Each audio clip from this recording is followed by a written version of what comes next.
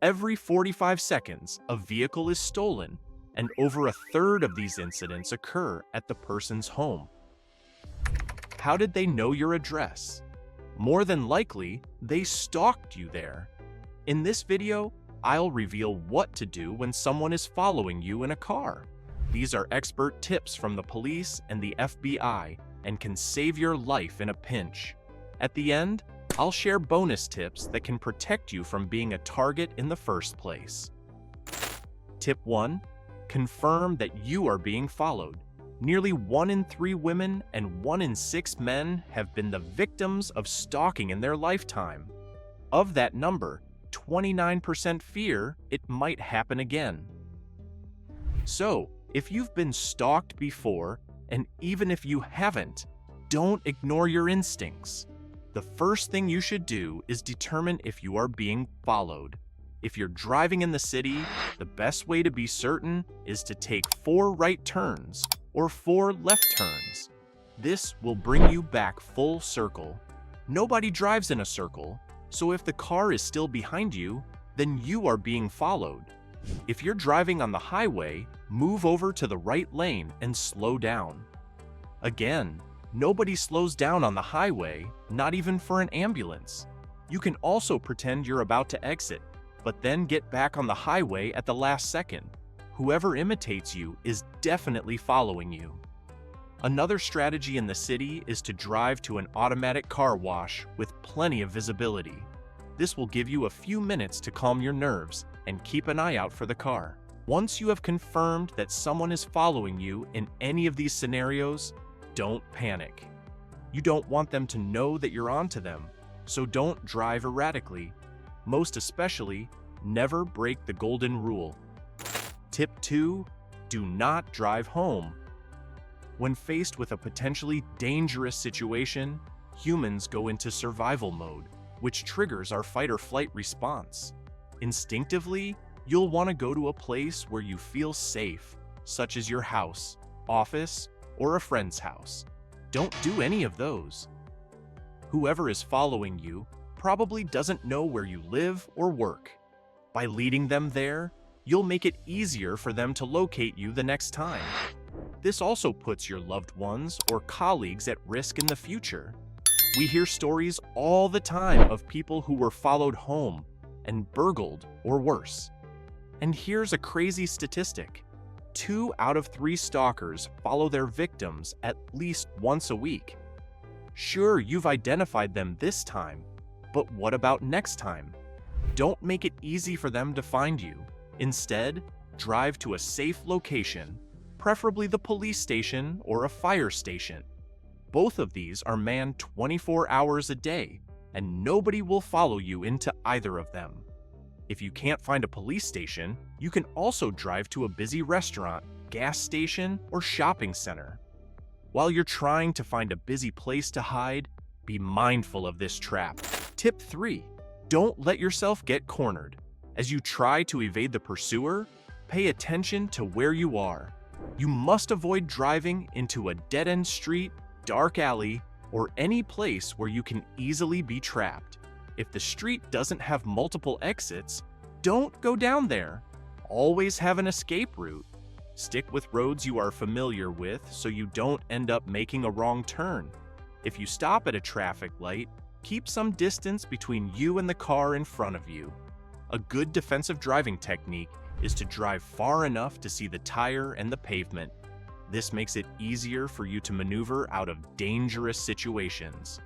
For example, if the stalker steps out of their car to approach you, you'll have enough space to escape. Now, if the car is directly behind you and they ram into you, the next step is critical. Tip 4. Stay in your car. Besides fight or flight, our 2 other psychological responses are freeze and fawn. When the person following you creates a fake accident to lure you out of your car, now is not the time to freeze. But what's worse is the fawn response, which is when you think you can appease them with your charm. Big mistake. According to Stalking Awareness, 69% of female and 80% of male stalking victims were threatened with physical harm. This means there is a high likelihood of you being physically harmed or having your car stolen.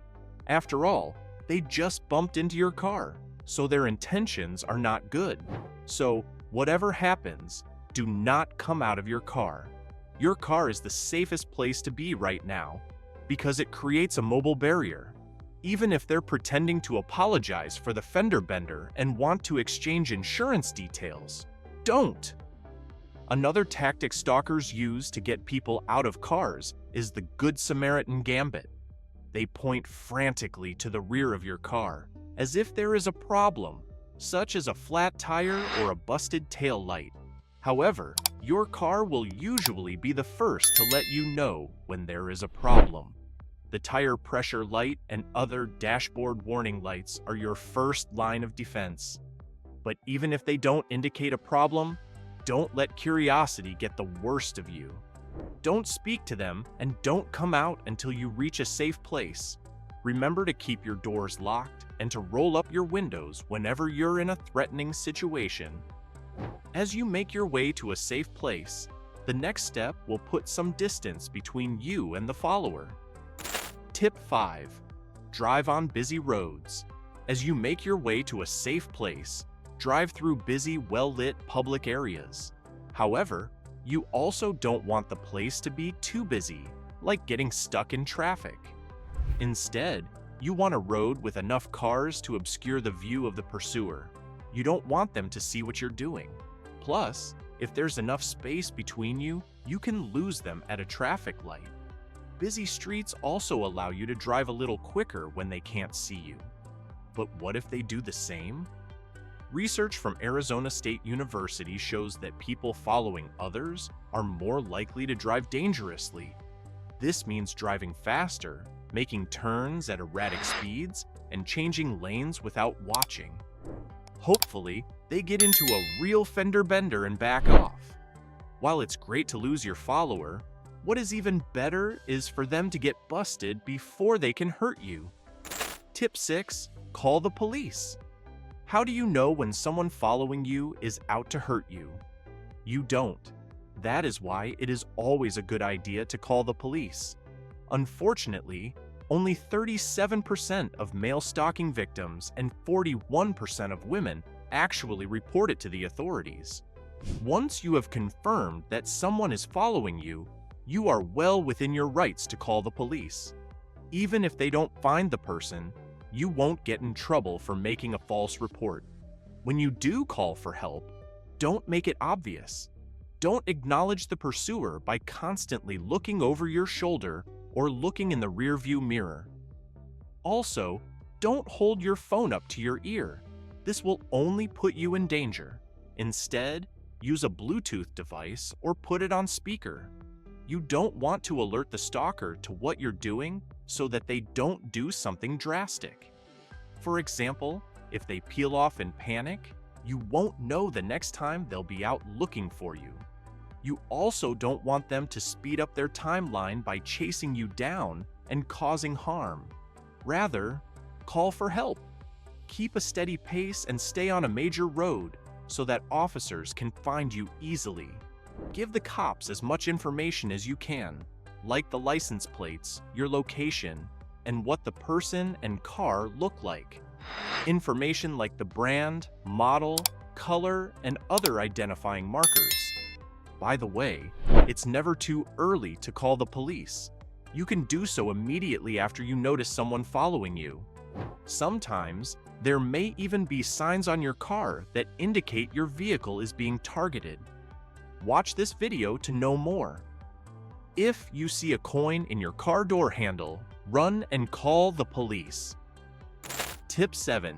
When you can't call anybody. If you're in a situation where your phone is dead or you suffer from nomophobia, you still have options. Your objective remains the same, which is to get to safety and get the stalker caught as soon as possible. Your best bet would be to drive to the nearest police station. Go straight inside and give the officers as much detail as possible. If you don't know where the police station is or it's too far away, look for a fire station. Another option is a military installation or a popular restaurant.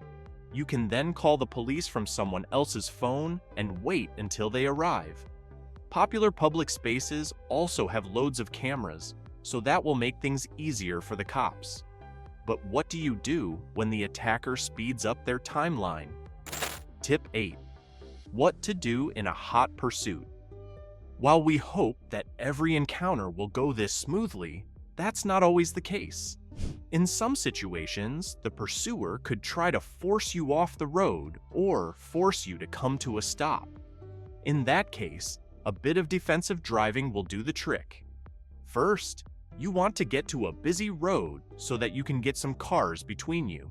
Change lanes as often as needed so that the pursuer will be forced to do the same. If you're lucky, they'll end up being someone else's problem. However, if they've caught up to you and they rear-end your car, don't panic. Stay a few feet ahead, and the next time they try to ram into you, step on the brakes. This will cause more damage to their car than yours. However, you will experience whiplash, so you need to brace for impact.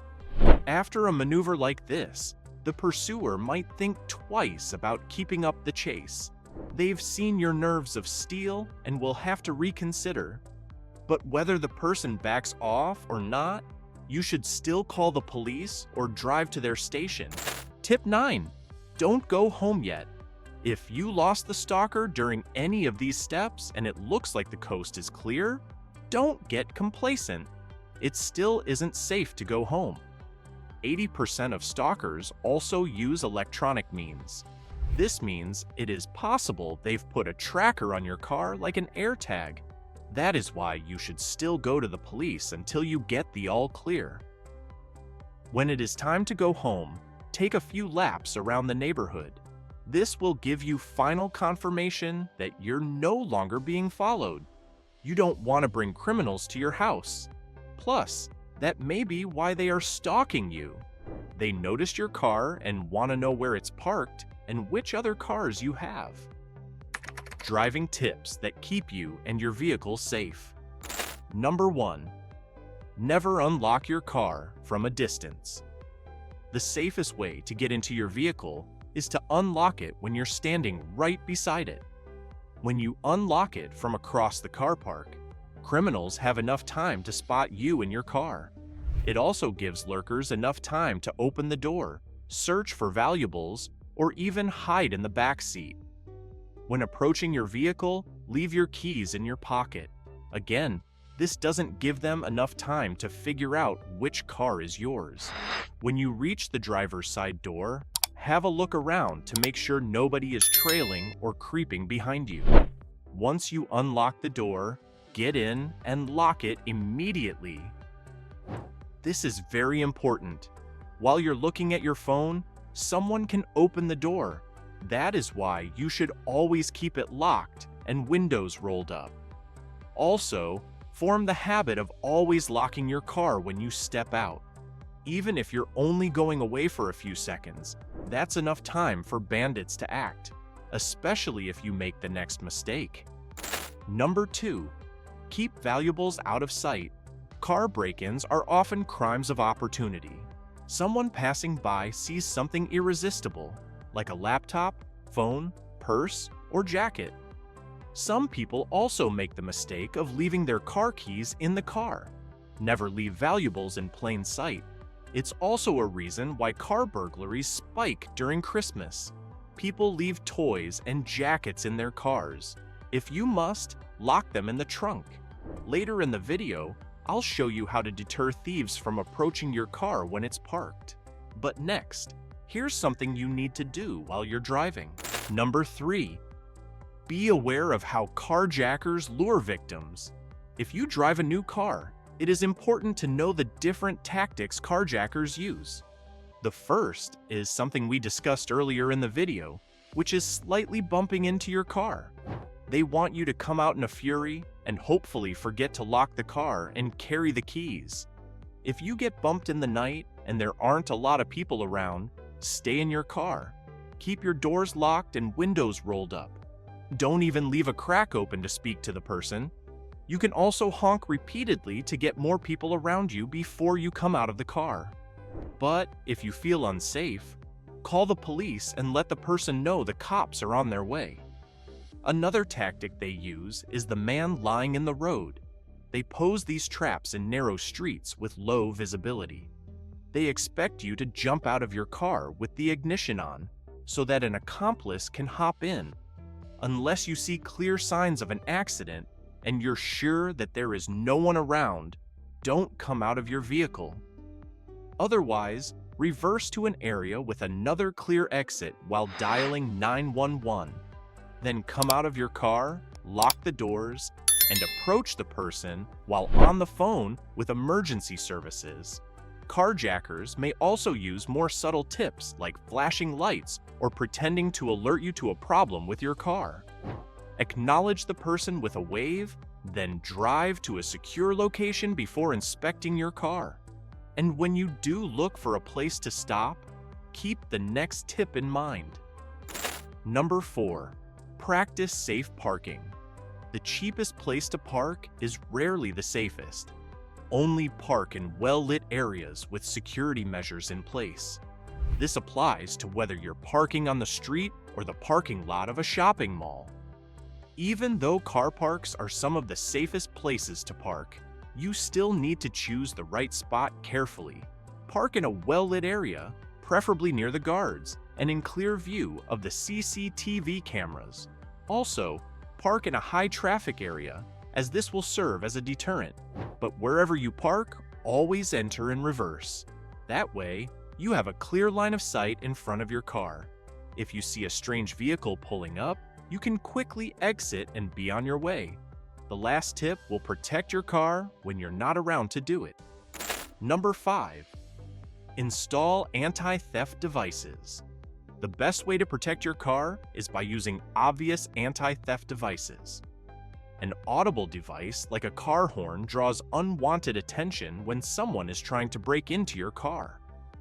Visible devices like steering wheel locks, anti-theft decals, and VIN etching will either slow criminals down or prevent the theft entirely.